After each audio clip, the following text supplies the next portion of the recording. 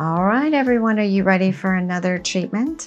So this treatment is of the cheeks. So over time, we'll have volume loss in addition to collagen loss. And we also need some firming and lifting. But when we have volume loss, we'll use fillers to replace the volume. And here is a cheek treatment.